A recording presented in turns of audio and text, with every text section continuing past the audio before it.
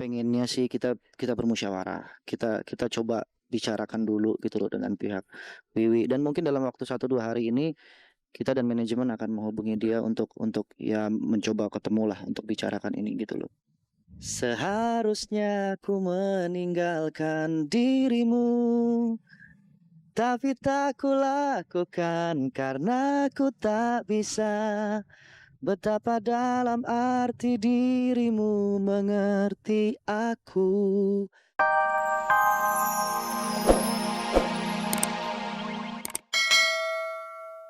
Diam-diam Cici Tegal pernah menjalin hubungan asmara dengan seorang pria bernama Acul Wira Perwata. Hubungan yang telah kandas itu mulai terjalin kembali saat kami menjumpai mereka di sebuah kafe di Bilangan, Jakarta Selatan. Ketika kami mengkonfirmasi kepada Cici, dia tidak mengelak tapi tidak juga membenarkan. Cici Tegal dengan kesendiriannya. Tapi di luar arti kesendirian tanpa pasangan, ia tidak sendiri. Banyak teman yang bisa diajaknya tertawa-tawa atau sekedar kongko-kongko di kafe. Beberapa waktu lalu, secara tidak sengaja, ia kedapatan sedang berbagi cerita dengan seorang pria di sebuah kafe di kawasan Cilandak, Jakarta Selatan. Begitu seriusnya Cici, hingga ia terlihat begitu akrab dengan pria yang belakangan diketahui bernama Acul Wira Perwata, seorang bintang sinetron. Karena kesendirian Cici yang terlanjur melekat, kebersamaannya dengan Acul saat itu pun menimbulkan kabar kalau keduanya sedang menjalin hubungan yang lebih dari sekedar pertemanan.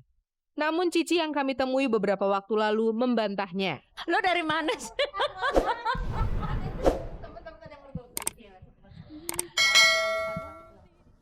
Ya kalau emang jalan aja sih, emang kenapa? Aku jalan juga bukan sama Acul aja, sama cowok-cowok yang lain juga aku jalan kok. Pernah dekat sih, Bang.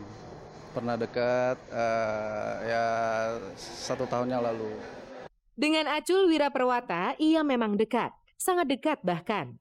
Tapi itu dulu, kira-kira 3 tahun yang lalu. Kedekatan itu dimulai ketika keduanya terlibat dalam sebuah sinetron.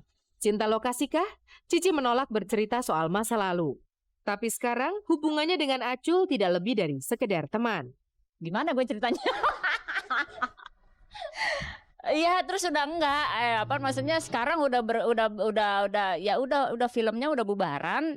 Ya udah, dia syuting tempat yang lain, aku syuting tempat yang lain. Cuman emang kita suka SMS-an aja. Resmi berpisah sih enggak, cuman ya kita nggak ada kata berpisah atau nggak ada gitu. Ya mungkin belum jodoh kali ya. Belum jodoh gitu loh. Entah apa yang membuat hubungannya dengan Acul tidak berhasil ke titik yang mereka harapkan. Yang pasti dulu ia mengaku mengagumi sosok Acul. Awalnya dulu waktu aku baru kenal gitu ya, dia tuh sholat melulu. Iya, tapi ternyata bukan hanya itu aja gitu, Mbak. Mbak Cici itu apa ya terlalu pintar, terlalu baik, orangnya baik banget. Terus ya semuanya deh, aku nggak bisa ngimbangi. Walau akhirnya hanya berjalan 1 tahun, kebersamaan mereka pun dulu cukup manis untuk dikenang. Lagi-lagi itu dulu, sekarang ia dan Acul hanya berteman saja. Kalau belakangan ia seringkali terlihat bersama-sama dengan Acul karena mereka kini sepakat untuk menjadi sahabat yang bisa berbagi rasa. Akankah hubungan persahabatan mereka beralih ke jenjang lain yang lebih serius? Tidak mengandai-andai. Tidak mengandai-andai lah gitu. Ya kalau jodoh ya insya Allah, aku juga pengen cepet-cepet kan ya. Mbak Cici juga kan pengen cepet-cepet. Ya doain aja ya. Hubungan antara personel grup musik Stinky dengan Wiwi, seorang pencipta lagu yang juga mantan additional player grup musik itu awalnya baik-baik saja. 5 tahun lamanya mereka bekerja sama, dan keduanya mengaku puas dengan kebersamaan mereka. Sampai pada suatu saat, hubungan manis itu harus ternoda gara-gara sebuah persoalan kecil yang cukup rumit. Kejadiannya bermula saat Wiwi menawarkan sebuah lagu ciptaannya kepada Andri Stinky untuk dibawakan oleh grup musik Stinky. Setelah lagu diterima hingga 3 minggu lamanya, Wiwi tidak juga mendapat kabar apakah Andri dan Stinky berminat pada lagu miliknya itu. Kabar baik yang ditunggu-tunggu tidak juga datang. Wiwi justru menerima kabar tidak sedap. Dari seorang teman ia tahu kalau lagu ciptaannya itu dinyanyikan oleh grup musik Stinky dalam album baru mereka yang sedang dalam proses persiapan. Tentu saja ia kecewa karena hingga masuk dapur rekaman, Andre maupun personel Stinky yang lain tidak pernah memberitahu saat akan mempergunakan lagu ciptaannya itu. Pas lagu itu ada yang nyangkut, aku inget banget. Ini refnya kayak punya aku deh kalau nggak salah deh. Itu tak ulang lagi coba. Coba ulang lagi dah, tak suruh ulang lagi. Ulang lagi sampai 3-4 kali gitu. Oh ya bener ini pasti nih. Ini pasti lagu aku nih. Nggak ada sedikit pun membajak ataupun menjiplak karya cipta orang lain gitu. Jadi kalaupun memang ada kemiripan ya wajar. Memang selain master kaset miliknya, tidak ada bukti lain kalau ia pernah menyerahkan rekaman lagu ciptaannya kepada Andri Stinky. Tapi Wiwi yakin lagu berjudul Ku Takkan Bisa itu adalah lagu yang ia tawarkan kepada Stinky beberapa waktu yang lalu. Yang membuatnya semakin tidak habis pikir, mengapa tidak ada satu perkataan pun dari Stinky sebelum mempergunakan lagunya. Padahal selama ini hubungan mereka sangat baik. Saya cuma berpikiran kok tega mereka, itu aja. Sampai dibicarakan kita membajak segala macam, kayak kita nggak bisa bikin lagu aja ya. Ya gitu aja sih. Tidak ingin haknya dirampas begitu saja, ia pun berniat meneruskan persoalan ini ke jalur hukum. Jika Andre dan personil Stinky yang lain tidak juga membalas ajakannya untuk bermusyawarah. Kepengennya sih kita bermusyawarah. Kita coba bicarakan dulu gitu loh dengan pihak Wiwi, dan mungkin dalam waktu 1-2 hari ini kita dan manajemen akan menghubungi dia untuk ya mencoba ketemu lah untuk bicarakan ini gitu loh. Seharusnya ku meninggalkan dirimu, tapi tak ku lakukan karena ku tak bisa.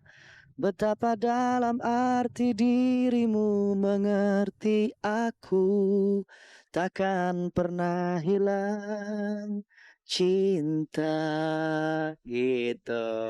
Inilah sebuah kabar menarik yang kami persembahkan hanya untuk Anda.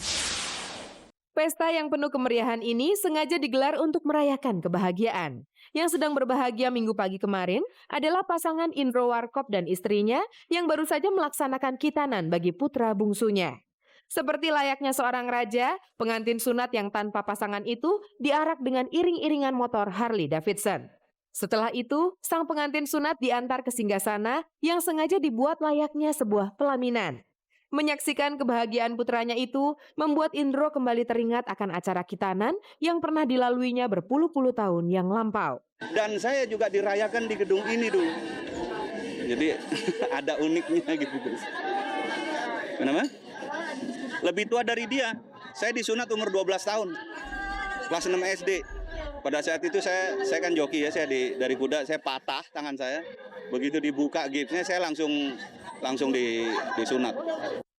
Adalah andil besar seorang Raden Ajeng Kartini hingga wanita Indonesia bisa mencapai posisi yang sederajat dengan kaum pria seperti sekarang ini. Emansipasi yang begitu disuarakan kaum wanita masa kini telah lama menjadi cita-cita dan perjuangan seorang Kartini. Begitu besarnya jasa Raden Ajeng Kartini terhadap kebangkitan kaum wanita, hari kelahirannya yang jatuh pada tanggal 21 April pun diperingati sebagai Hari Kartini. Itu pendapat saya. Tetapi beberapa selebritis kita ini memiliki berbagai macam komentar menarik mengenai makna peringatan Hari Kartini. Berikut penuturan mereka. Gue kalau misalnya 21 April itu nggak jauh orang ngomongin Kartini, hubungannya langsung ke emansipasi ya kalau nggak salah. Ya, walaupun kami pria ya, tapi kami sangat mendukung wanita ya. Dalam arti ya pria itu hanya wujudnya saja kita pria. Benar. Pria itu bisa berdiri dengan kokoh kalau ada wanitanya. Benar nggak kok? Betul. Jadi hari memang sebuah momen kebangkitan kaum wanita. Karena kita tidak bisa hidup tanpa para ibu. Ya betul. Peace mama. Dalam jiwa Kartini itu kita melihat ada sedikit unsur rock and roll-nya ya. Dia bisa berani memberontak gitu. Ya, itunya berarti ya boleh dibilang ya rocker Indonesia pertama mungkin ya. Bukan. Oh, bukan ya. Kayaknya udah bukan lagi membela hak-hak wanita, tapi mempergunakan hak-hak yang sudah ada. Kayaknya itu yang paling penting. Yang hingga saat ini masih melekat dalam ingatan mereka adalah perayaan Hari Kartini yang terasa meriah saat di bangku sekolah dasar. Hari Kartini waktu SD itu kan kita harus pakai kostum gitu kan. Jadi kayak baju tradisional dan lain-lain kita. Nah itu tonggak awal kita menggunakan kostum sampai sekarang. Sampai sekarang kita menggunakan kostum karena Hari Kartini waktu kita kecil. Waktu dulu ibu kita mendukung kita pakai baju Hari Kartini ya. Cuma lo kan ngiri Pan. Ya kayaknya pakai kebaya, lo pengen pakai kebaya gitu. Iya, gitu. Intinya sama, kita pakai baju yang dari lemari ibu ya hari ini. Pernah sih sanggulan gitu gede, sanggul Jawa kan, soalnya dulu di Malang gitu. Asik sih. Di luar perayaannya, mereka sepakat kalau perjuangan Ibu kita Kartini di masa lampau begitu besar manfaatnya bagi kaum wanita Indonesia hingga saat ini. Hasil dari perjuangan ibu kita Kartini itu terasa sekali. Kita lihat wanita-wanita zaman sekarang bukan menggunakan pakaian pria. Ngomong-ngomong, masih hafal lagu Ibu kita Kartini nggak sih?